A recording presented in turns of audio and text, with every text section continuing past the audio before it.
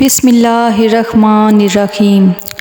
لاکھوں کروڑوں درود نبی کریم صلی اللہ علیہ وآلہ وسلم پر اور ان کی اولاد پر۔ چینل پر آنے والے تمام ناظرین کو السلام علیکم اور خوش آمدید۔ معزز ناظرین، ہمارا آج کا موضوع ہے بسم اللہ الرحمن الرحیم کا شان نزول۔ اللہ تعالیٰ رحمان بھی ہے، رحیم بھی ہے، اور وہ بے شمار اور لاتعداد صفات کا مالک ہے۔ اس نے بسم اللہ الرحمن الرحیم کو نازل فرمایا جو اس کی تمام صفات کاملہ اپنے اندر سموئے ہوئے ہے۔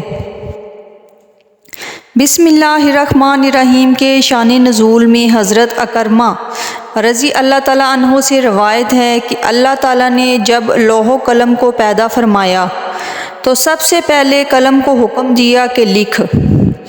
قلم لوح کے اوپر چلا اور اس نے اس پر وہ سب کچھ لکھ دیا جو قیامت تک ہونے والا ہے۔ قلم نے سب سے پہلے لوح پر بسم اللہ الرحمن الرحیم لکھا۔ لوگ جب تک اس آیت کی تلاوت کرتے رہیں گے اللہ تعالیٰ نے ان کے لیے امان مقرر فرما دی ہے۔ حضرت سالم بن الجید رضی اللہ تعالیٰ عنہ کے قول کے مطابق حضرت علی رضی اللہ تعالیٰ عنہ نے فرمایا کہ جب بسم اللہ الرحمن الرحیم نازل ہوئی تو حضور نبی کریم صلی اللہ علیہ وآلہ وسلم نے ارشاد فرمایا، سب سے پہلے یہ آیت حضرت آدم علیہ السلام پر نازل ہوئی تو آپ نے فرمایا کہ میری نسل جب تک اس کی تلاوت کرتی رہے گی تو عذاب سے محفوظ رہے گی۔ اس کے بعد اسے اٹھا لیا گیا۔ پھر وہ بسم اللہ الرحمن الرحیم حضرت ابراہیم علیہ السلام پر نازل ہوئی تو انہوں نے اس کو اس وقت پڑھا جب وہ آگ میں پھینکے جانے کے وقت منجنیق کے پلڑے میں تھے، اور بسم اللہ کی برکت سے اللہ تعالیٰ نے آگ کو سلامتی کے ساتھ ٹھنڈا کر دیا۔ پھر اس کو اٹھا لیا گیا۔ پھر وہ حضرت سلیمان علیہ السلام تک کسی پر بھی نازل نہ ہوئی۔ جب حضرت سلیمان علیہ السلام پر نازل ہوئی تو فرشتوں نے کہا، اے سلیمان علیہ السلام، باخدا آپ کی حکومت تمام ہو گئی۔ پھر وہ اٹھا لی گئی، اور ایک اور روایت میں آتا ہے کہ حضرت ابراہیم علیہ السلام کے بعد بسم اللہ حضرت موسیٰ پر نازل کی گئی۔ اس کی برکت سے وہ فرعون اور اس کے جادوگروں، حامان اور اس کے لشکر، قارون اس کے پیروکاروں پر غالب آئے۔ اس کے بعد اس کو اٹھا لیا گیا۔ پھر وہ چوتھی مرتبہ حضرت سلیمان علیہ السلام پر نازل ہوئی۔ پھر فرشتوں نے کہا کہ باخدا آج آپ کی حکومت مکمل ہو گئی۔ چنانچہ حضرت سلیمان علیہ السلام جس چیز پر بسم اللہ الرحمن الرحیم پڑھتے وہ ان کی تابع فرمان ہو جاتی۔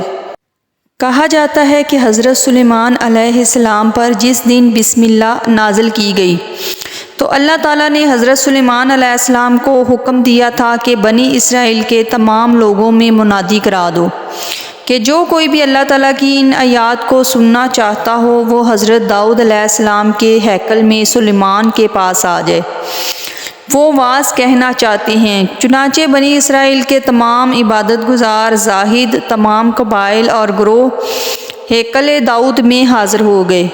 جب سب لوگ اکٹھے ہو گئے تو اس وقت حضرت سلیمان علیہ السلام اٹھے اور منبر ابراہیم علیہ السلام پر تشریف فرما ہوئے، اور ان کے سامنے آیت امان بسم اللہ الرحمن الرحیم تلاوت فرمائی۔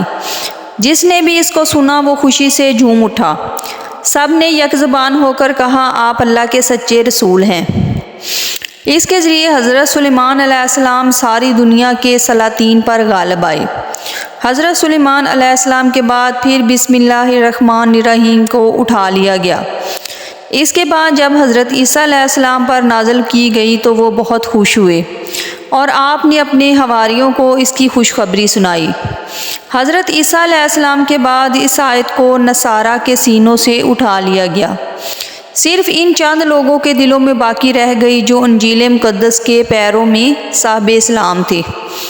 پھر جب اللہ تعالیٰ نے رسول کریم علیہ الصلاۃ والسلام کو مبعوث فرمایا اور مکہ مکرمہ میں سورہ فاتحہ کے ساتھ بسم اللہ الرحمن الرحیم نازل فرمائی تو حضور سرکار دو عالم صلی اللہ علیہ وآلہ وسلم نے حکم دیا کہ قرآن حکیم کی صورتوں، خطوط اور کتابوں کے آغاز میں بسم اللہ لکھی جائے۔